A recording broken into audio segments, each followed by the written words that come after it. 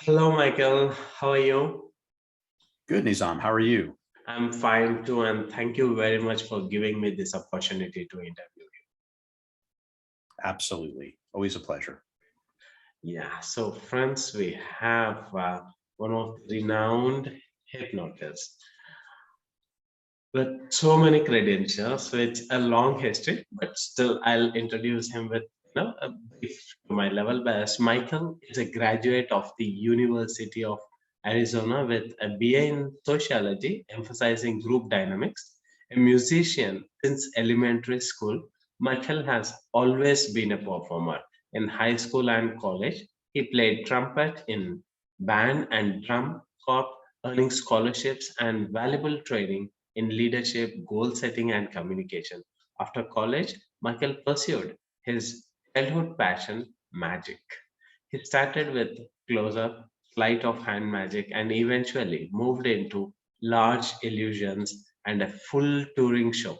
This opened another door to a different type of performance art, hypnosis. Michael quickly excelled in this art and rose to the ranks of one of the top comedy stage hypnotists in the world, winning multiple awards and recognition from his peers. With thousands of performances of his record, he turned his focus to yet another passion, motivating people to be their absolute best. And so his speaking career was born. Michael has spoken at hundreds of conferences, school, and corporate events, and has even expanded internationally. To date, Michael has created dozens of self help audio and video programs, multiple live inspirational and training presentations, and has published six books and contributed multiple journal and magazine articles. Michael, you have quite a journey.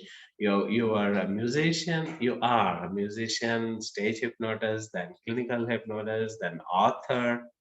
Oh my God. How did Yeah, it yeah, all I've started? done a lot. Yeah. How did this all started? Like what made you interested towards magic first step?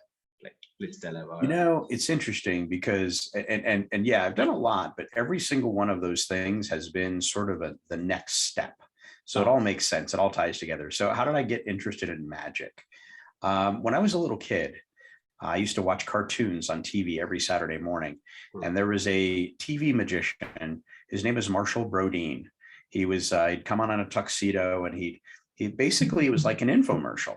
He would show a trick, and he'd said, "You too can learn how to be a magician," and he'd tell you how to buy the trick. And so I used to enjoy watching him. And as a little kid, I remember when I was 7 years old, my parents bought me the Marshall Brodeen TV magic set. And so I learned all the tricks really quick. And then I've always been interested in magic. I lost touch with magic for many years until I was a little bit older. So I was actually an adult and working as a job in the mortgage industry as a mortgage broker. The person I shared an office with, they said, "Hey, I'm going to go to the magic shop to buy some magic tricks to show my Sunday school class." I said, "Well, I want to go." So I went and I bought another $10 trick. And that was the beginning of a career as a magician. And I was influenced along the way by some great friends who are magicians too. And everything just kind of fell into place. It all was a very magical journey for me.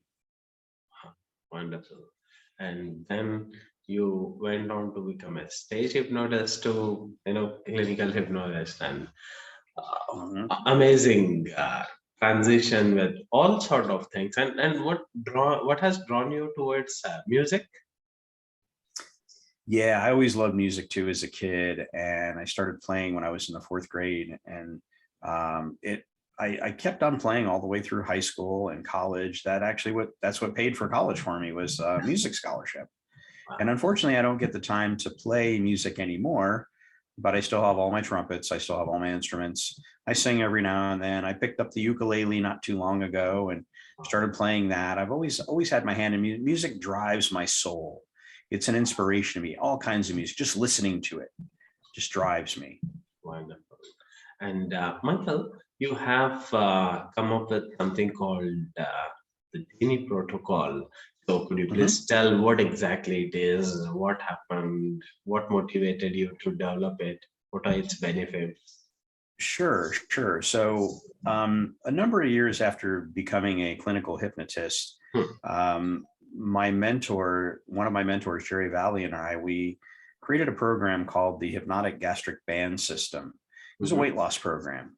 And I always wanted to add something to my weight loss program that really inspired the clients to to get more motivated, to get have more of a sense of purpose of doing it, to have a level of expectation that they can succeed. And so the Genie process was born. And essentially what it is, it's just a process that I walk the client through about discovering what they really want out of the session and what they really want out of life. And with weight loss, I always discovered that it wasn't always necessarily about eating the right foods and exercising and all of that. It was usually a bigger, deep-rooted picture that they had to overcome or get past, or just change.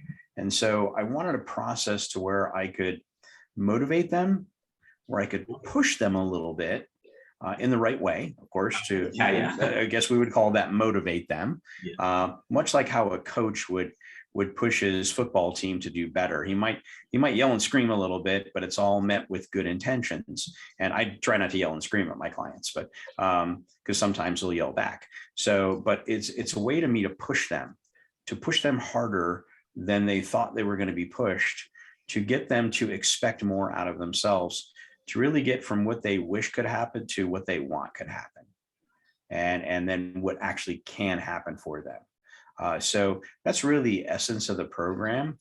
And like I said, I created it to be part of the weight loss program. But then one day I was in my office and I was seeing a client for smoking or something other than weight loss. And I went right into the process. And I thought to myself for a second, oh, wait a minute, this is for my weight loss clients. I'm not seeing this client for weight loss. But I kept on going, and I just changed it to work for what that client wanted to work for. And the results were spectacular. So the client achieved way more than they thought they were going to achieve in a faster time. So then I started using with every client, and I haven't stopped since. Every client I see goes through this process. It takes about 45 minutes, but it's worth the time. It's Wow. worth the time. Yeah. Wonderful. By the end of the process, this is kind of important. By the end of the process, the client is no more hoping that this is going to work. They're fighting for this to work. Okay. So that's what I mean by raising the level of expectation. They come in, they go, I hope this works. And then by the end of this process, they're going, dang it, I want it to work. And they're adamant about it. And you know what happens when people do that? You're a life coach. You know what happens when people want something? Nothing stops them from getting it. Yes. Yes. Awesome. And do you train the other therapists and hypnotherapists in this protocol as well, Mchael? I do actually. I train in person, but I also put together a video training program for this, just because I know that a lot of people like to learn video wise. And so there's 6 videos. There's some live examples of me doing this with clients, as well as the instructional part. And then everybody that purchases the video training gets a consultation with me afterwards to ask any specific questions and to go over some of the subtleties and the nuances of the program. So yeah. Mm-hmm. You didn't even keep the protocol to yourself, but also started sharing it with the world. Thank you. Yes. Well, you know what? It's one of those things where if we don't share what we know, then our art and our profession stops now. It dies with us. So we have to share it with the people that we know. Because I'm honestly, I told what I said, Mchael. I have come across like I'm the only one who trains in it. I own the copyrights, and no one else is authorized to use such protocols and all that. I come across certain situations in this field, so that's why I said thank you for sharing your gifts with the world. Sure, Yeah. sure. And Mchael, interesting question. Like some people are either stage hypnotist or clinical hypnotherapy, and you have excelled as both. So Mhm. it's a wonderful opportunity for me to ask, like, what are the similarities and also what are the differences between the stage hypnosis and the clinical hypnosis? Sure, sure. Well, and if I might just take a step back and just tell a little bit about the motivation to become a clinical hypnotist, Yeah. because I became a stage hypnotist first. So is that okay if I tell that little Yes, story? yes, yes, yes. Okay, Please. perfect. So Yes. as you know, I was a magician first, and then I became a stage hypnotist. Yeah. So I was doing my very first stage hypnosis show at a college sorority. So 100 college girls. And at the end of the show went really well, and everybody did some fun, goofy things in the show, like they would in a stage hypnosis show, and all very appropriate and all very, perfect for that group. Yeah. And so at the end of the show, a couple of girls came up to me and they said, now, I want you to listen to what they said, the language that they said, because this is part of the reason why I became a stage hypnotist too, and how they both complement each other. But they said this to me. They said, we saw what you made those volunteers do, and we were wondering if you can make us quit smoking, because we both smoke cigarettes and we want to stop. Okay. And so if you listen to that languaging, so I had to straighten them out right off the bat. Now, I wasn't trained in clinical yet, but I just said this to them. I said, well, ladies, first things first, I want to correct you a little bit. I didn't make them do anything. I just suggested that they did to have fun, and they did. And I can't make you do anything either. However, I'm not a clinical hypnotist, so I'm not really qualified to help you with that. However, I know somebody in the area. Here's his name and his phone number. If you contact him, he'll be able to help you. So that was the catalyst. I knew I was missing an opportunity. I just entertained 100 college girls, and that was great. I got paid for it, and everybody had fun, and everybody won. But I missed an opportunity to save the lives of two beautiful college girls. They could have been, I mean, granted, I say they're beautiful because they were beautiful, but I'm old enough, I could have been their dad. And I thought to myself, if this was my daughter in college, talking to, say, somebody like you, Nizam, saying, sir, can you please help me? This is what I want to do. I would expect you or any other hypnotist to step up to the plate and say, yes, I can help you. And obviously for a fee, but I can help you. And so I was missing an opportunity of saving lives. So I went immediately and started training on clinical hypnosis. And now to answer your question, what are the differences? There aren't really very many. Here's what it boils down to. The process is the same. In clinical, you do a pre-talk with your clients.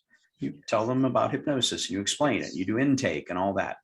With stage, you get out, you get introduced, you walk on stage, and the audience claps, and you introduce yourself, and you talk about hypnosis, and you invite people up on stage to volunteer. It's the same thing. It's a pre-talk, just a little bit different how you do it. And then you do an induction. We do that in both stage and clinical. Yes. And sometimes I've used my stage hypnosis induction when I've seen clients online in my clinical business. Wow. And you know what? Not one of them has ever come back and said after the session, you know, Mike, I realized what you did there. You used your stage hypnosis induction, didn't you? Nobody knows, because they went into hypnosis. They don't care. Yeah. And then you do some testing. If you test your subjects or your clients or your volunteers, you do some testing for depth level. And then you give some suggestions. Suggestions might be in the clinical state that you no longer are attracted to cigarettes. You no longer have the urge, desire, craving, or temptation to ever smoke ever again. On the stage, you might say, when the music starts, you play an imaginary instrument like you're the best musician on the planet. It's the same thing, isn't it? Just the suggestions are different. That's the only difference. The suggestions are different. And then you do some deepeners, and you do that in both clinical and stage. And then you do some more difficult suggestions. You get down to the meat of it, right? And then you do some motivational suggestions. I do that in every stage show, because I figured as long as these folks have volunteered their time to be our entertainment, I may as well leave them in a better place than where I found them. So I give them some positive suggestions on being successful in life. And then what do? You wake them up, emerge them, do the awakener. You know, they're not sleeping, we know that, but we wake them up. We count them out, whatever you want to call it, an emergence. And then guess what? Sometimes we do post-hypnotic suggestions, just like we would with a smoker or a clinical client. We'd say, hey, anytime you see a pack of cigarettes, you simply go like this and you say no to the pack of cigarettes. Or whenever you hear me say the word microphone after you return back to your seat in the audience, you'll stand up and you'll, shout, hey, can somebody get the telephone? And it'll be something funny. And so it's the same thing. A post-hypnotic suggestion is a post-hypnotic suggestion, whether it's clinical or stage. And my training partner and I, Dan Candell, when we do stage hypnosis trainings and clinical trainings, we're often asked, what's the difference between the two? And here's how I summed it up. I said, when you are doing stage hypnosis, you're giving meaningless suggestions that are fun, that are only meant to last a short amount of time through the duration of the show, and not to be taken seriously after that. But when you're doing clinical hypnosis, you're doing the same process, but you're giving meaningful instructions and meaningful suggestions that are intended to last a long time, to allow you to make change that lasts forever. Wow. The only difference. So does that help? Is that a good answer to your question? Yes, Michael. Maybe Good. This is the first time, a complete picture was presented. Yes, I asked this question, but this was such a deep, and it made a lot of sense. Yeah, wow. And what are the differences still, if you have to, like similarities we understood. Differences is also you're just telling the way you are using the suggestions or all that, the talk is different. That's it, right, Michael?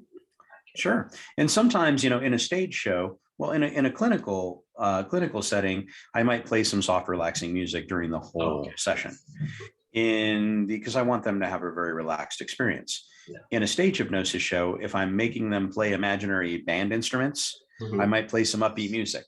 And then I might, if I'm playing doing a routine where I have them think that they're seeing a sad movie and they get sad and they make a sad face, I'll play some sad music. I'll play some happy music for a happy movie. So the music really drives and helps to inspire that motivation for them to create the phenomenon that I'm suggesting that they create in a stage show. So really, so we got two differences. The music is different and the suggestions are different. Cluck like a chicken or don't smoke cigarettes. Okay. And I never make anybody cluck like a chicken because it's just too silly. Michael, some out of box question, like since you have mentioned a couple of times about the smoking cigarette, there is this, a lot of people bring up these statistics like, there's like you spend $10 on a cigarette and then over a year, this is this much and it is going to making client first do all the stuff and then taking them into it. So do you resonate with such kind of protocol, or is it like did you do some innovations or some variations in the quit hypnosis programs as well? Absolutely. And it really depends on the client. Okay. I'll tell you a real live example. Because a lot of times, the client, if I know they smoke a lot of packs of cigarettes, I know it's how much money they're spending on it. And if they say one of the reasons they want to quit smoking is because they don't want to spend the money, then obviously those are two things that match. And we want to definitely play on those things with our suggestions. Now, I had a smoker come to me though, and he had a pretty hard life, this guy. He had just gotten out of prison for 3 years. And he turned his life around. He paid for his crimes. He stole from an employer, and that's what it was. And he said it's okay for me to tell the story. Of course, I won't tell you his name, but he said, he paid for his crimes. So he did 3 years in prison. When he got out, he moved to where I was living at the time, Tucson, Arizona, and he moved in with his parents who were older, and they were going through the early stages of dementia. So he wanted to help them have an enjoyable rest of their life. So he took it upon himself to do something good for the world and be their caregiver. So because of this, pretty stressful, and he was smoking. He smoked in prison, he smoked before that, and he smoked a lot more after that because it was stressful taking care of two parents with dementia. And so he came to me and he was smoking about 2 packs a day. And So he came to me for the first session. And at the time I was doing a 3-session program for smoking. Okay. He came to me for the first session. He came back a week later and he kind of walked in the office and he looked defeated. He looked like he was losing the battle. And he sat down and I said, "What's wrong?"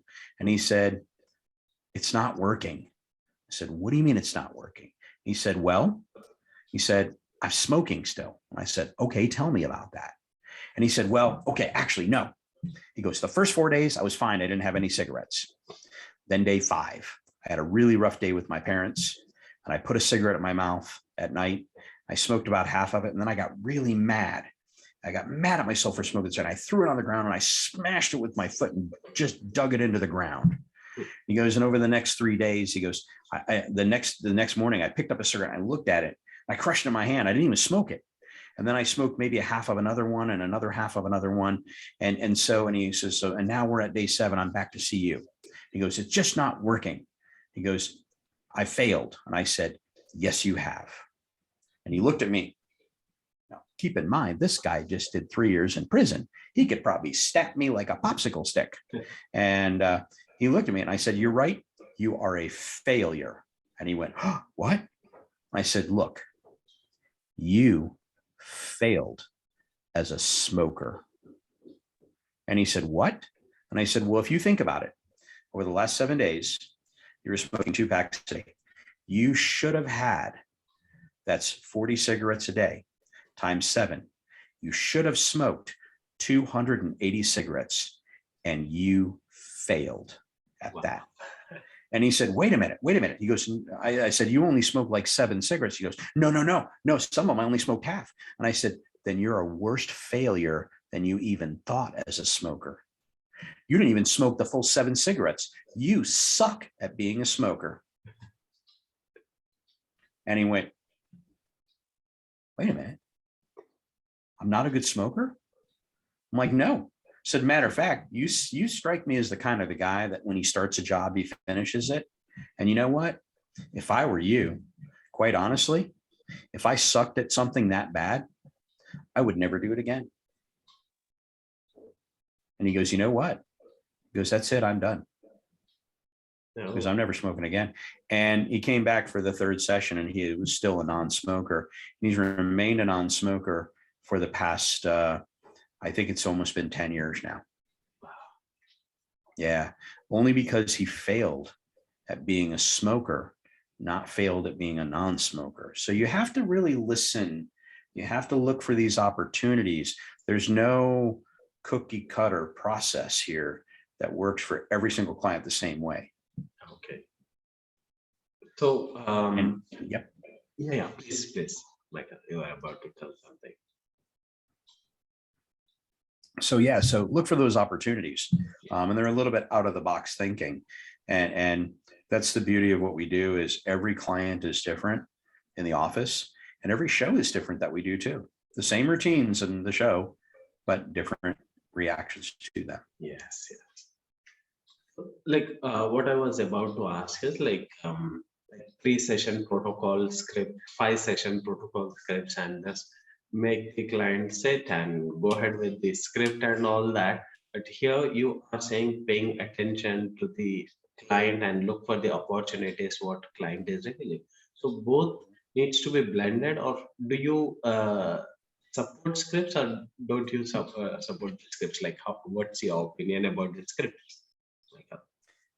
I use scripts, and some hypnotists say, "Oh, you should never use scripts because every client is different," and I agree with that.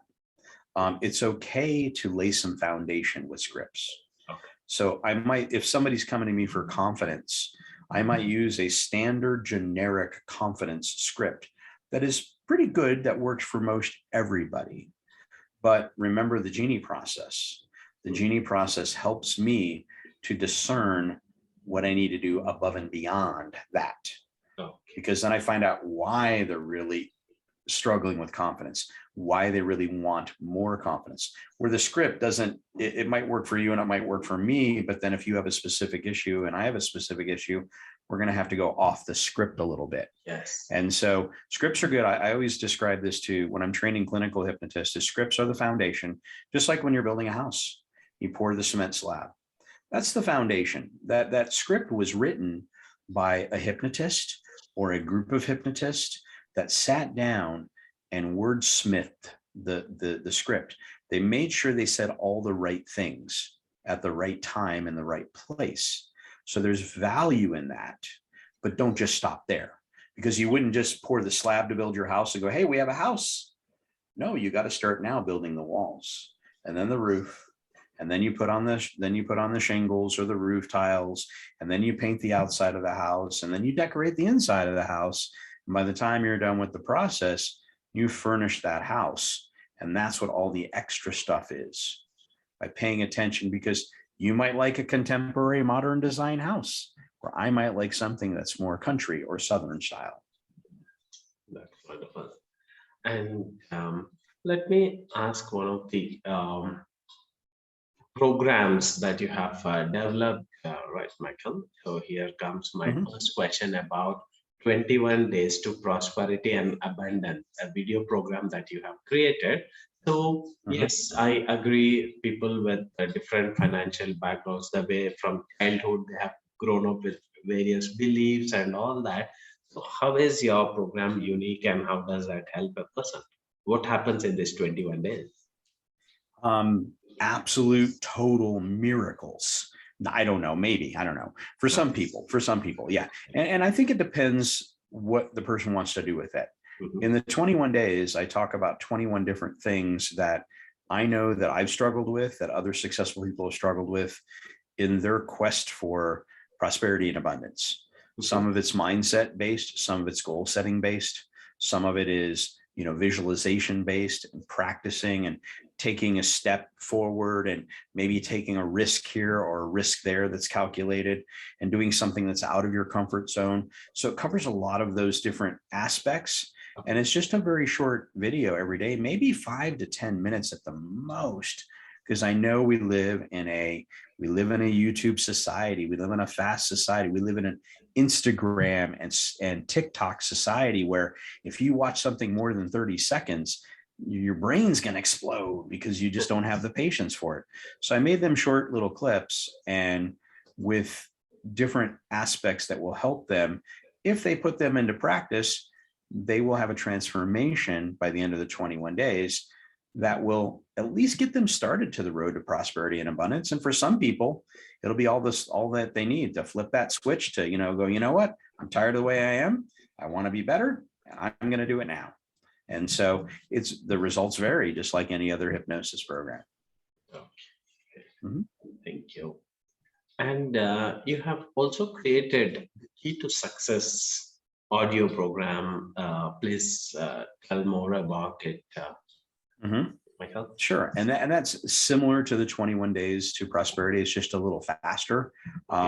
There's only about 9 chapters total on that. And it's more of an audio program. There's no videos, and just little different things on setting goals, achieving goals, visualizing your goals so that you're able to achieve them beyond your wildest imagination. Because a lot of times we go, we'll set a goal, we'll ask people and we'll say, hey, what do you want to do? And I go, I want to do this. Great. And then a week later, you ask them, how you doing on that? Doing on what? Well, you said you wanted to do. And oh, yeah, I forgot about that. Because they didn't really put any effort or time into it. And so this talks about the actual goal setting process and the visualization process. Once you set that goal, you write it down, and then you come up with ways to visualize that and ways to achieve that goal. What are you doing today? What little thing are you doing today that's going to help you take that next step tomorrow to become closer to that goal? So that's what that program's about. Beautiful. And one more question. Sure. Unleash the Power of Success.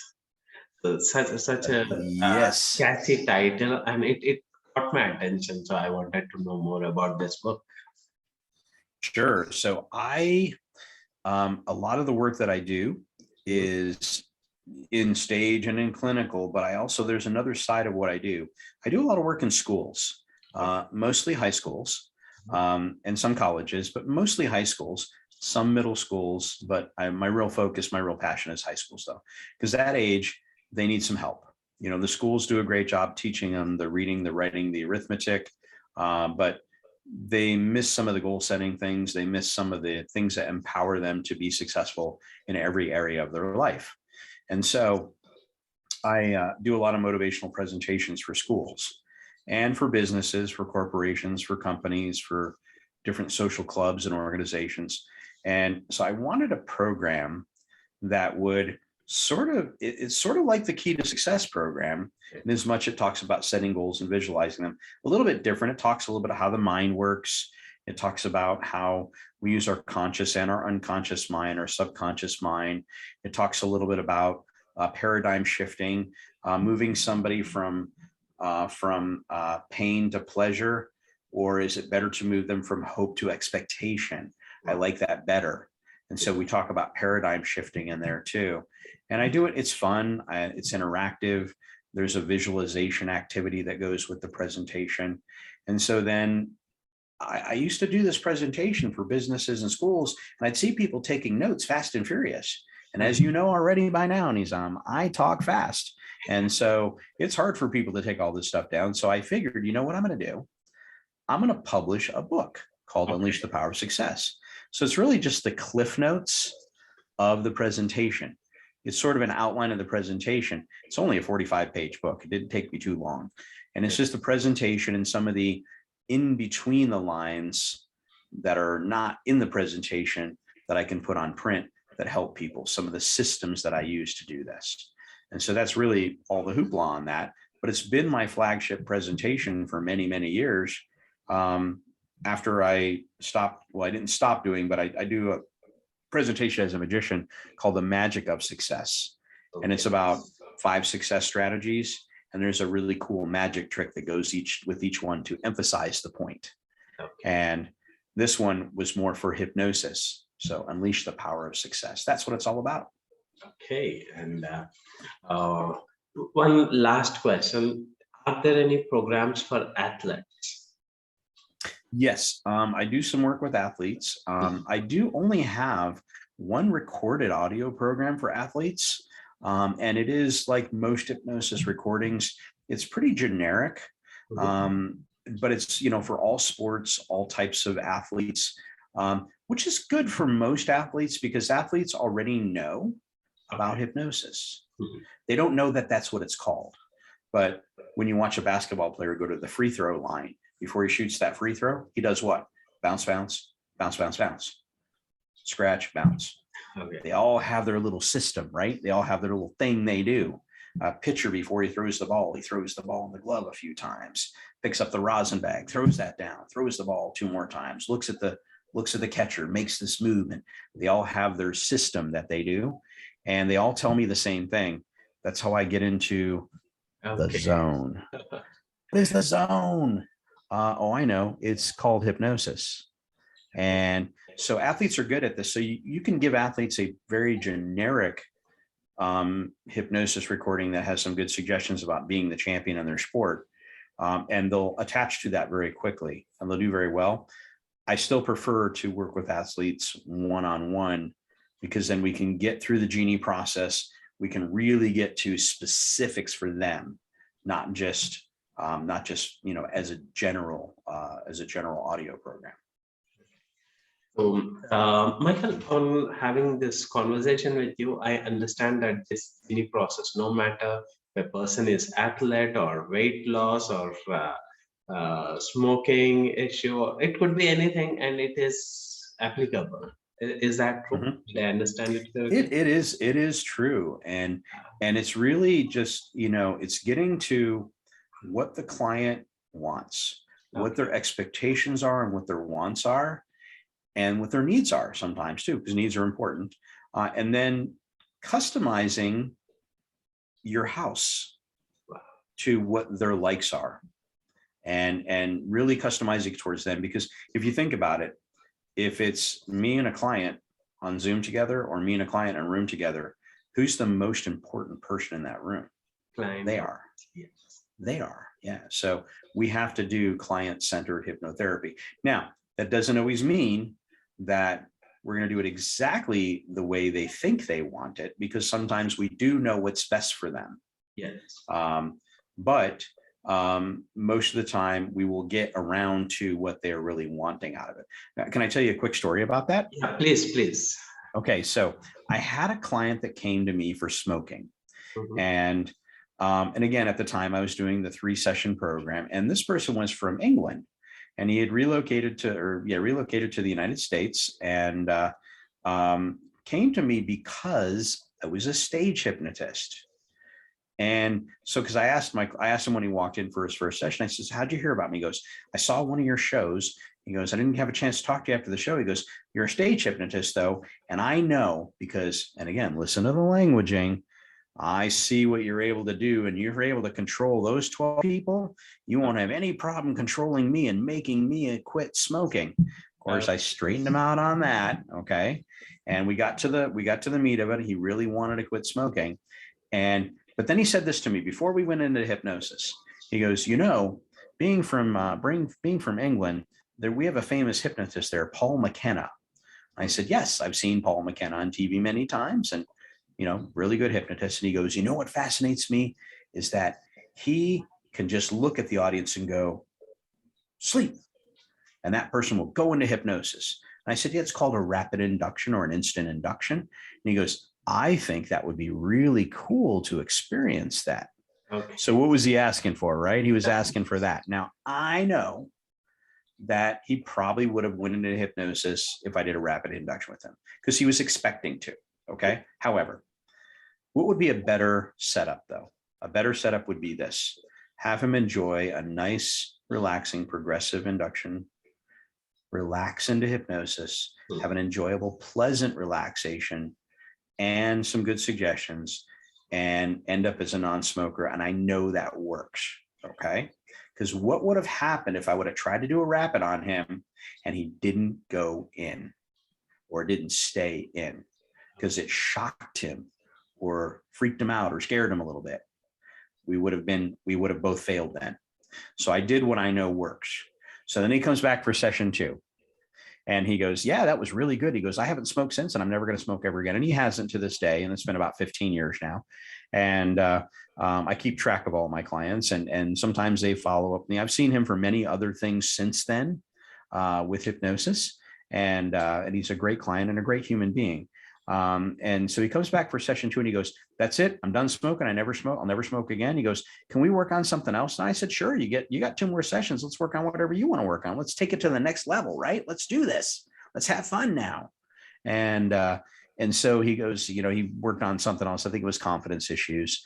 And so then he goes, "Yeah, I remember last time, boy, it seemed like it took a long time to put me into hypnosis." I said, "Yeah, it did." And I'll be honest with you, I did for session 1, the longest, most boring progressive relaxation induction I'd ever done in my entire life. It probably took me 15 minutes to get him into hypnosis. Well, I mean, it took me 50 minutes to do the induction. He was in hypnosis at about 2 minutes, but I kept going. It was brutal. I was even getting annoyed at myself for doing that. I was like, I was going to go into hypnosis or quit. And so he came back for session 2 and he goes, "It took a long time, session 1. Any way we can do one of those quicker ones?" And so I did my standard progressive relaxation induction. He comes back for session 3. I knew he was a little disappointed when he came back for session 3. He goes, "I got to tell you," he said, "this hypnosis is working great." And I'm thinking to myself, I know it is, because I know what works best for the clients. As long as I meet your needs and your wants, the process that I do is kind of up to me on what's going to work best for you based upon what I'm getting and reading out of you. And so I didn't say that to him, but that's what I was thinking to myself, thinking Papa Mike knows best. Okay. And so session 3, and he goes, "Yeah," he goes, "Man, I really, he goes, it was so relaxing. It was so relaxing. But man, I wish I could just go in faster." And so I said, "Okay, well, we'll try a little faster this time." I said, "But before we get started though," and I'll say his name is not Steve, but I'm going to say Steve. So Steve, I said, Steve, before we get started, and I stood up out of my chair, I walked over to where he was sitting. I said, I want to congratulate you for being such a good client. As a non-smoker and as a more confident person, I want to congratulate you. And I shook his hand. And right when he shook my hand, I said, sleep. And I did an arm tug. And he dropped like 1,000,000 pounds. And right when he dropped, I saw this little micro muscle smile on his face. That's what he wanted. And so he went deep into hypnosis. I did an instant deepener with him right after that. We finished the 3 sessions. And after I emerged him, he came out of session 3 and he goes, you know what? He goes, I appreciated that. And he said, and I'm really thankful you didn't do that session 1 and session 2. Okay. He said, because the process works. And he goes, I'm glad I got to do it for session 3. And I told him, I said, honestly, I'm going to go with the sure bets. Okay. I'm not going to take the risk on session 1 or session 2 with you. But session 3, we know you're hypnotizable. I know it's going to work. It's a sure bet now. And so that's how the story ended. It was a long story, but it's a good story though. Yes, it was nice to hear about. Mchael, I have heard some therapists, hypnotherapists especially, saying that they have a huge screening process because they screen the client with all sort of questionnaires. Then only they take it to make sure that the success rate is high. Do you have stringent screening process, or if someone is approaching, that itself shows that they are ready and you start working with them? How is your style of working? That's a really good question, and a really, really pertinent question. As long as they can do this, I let them become a client. No, I'm just kidding. That's not my screening process. So yeah, because I can't even do that. Notice my hand was going in a circle on top of my head. So yeah, here's my screening process. Before you can become a client of mine, you have to do the consultation with me. Okay. Because number one, and this is what I tell them, number one, I want to make sure that hypnosis is a good fit for what you want to work on. So if you came to me and said, I want to be better looking, I want to look like Tom Cruise, I'm going to say, well, you know what? You might want to go see a plastic surgeon, not a hypnotist. So I want to make sure that we can use hypnosis for that. And it's in the scope of my practice. Number 2 is I want to make sure they're hypnotizable. I'll come back to that one. Number 3, I want to make sure that we're a good fit, that you can work with me and I can work with you. Because just as much as you're going to test me during the consultation, I'm going to test you during the consultation. And if I don't like you, if I don't think we're a good fit, then guess what? We're probably not going to work together. And then lastly, I'll tell you about my programs, and I want to make sure you qualify. And I want to make sure you know that it's an investment in time and in money and your hard work. Because I'm not just going to turn my, eyes into spirals and shoot lightning bolts out of my fingertips and it'll be a magic wand and I just wave it and you're cured. That's not how this works. So going back to the testing though, I want to make sure that they are hypnotizable. Now, you and I both know this, that everybody is, as long as they're not resistant, okay? Anybody can resist hypnosis, in generally speaking, okay? There's some covert stuff that it's a little harder to resist, but anybody can resist hypnosis. If they don't want to, they're not gonna go in. So I wanna make sure that they're not resistant. So I'll do some suggestibility testing with them. Since I work on Zoom, I'll do the finger magnets.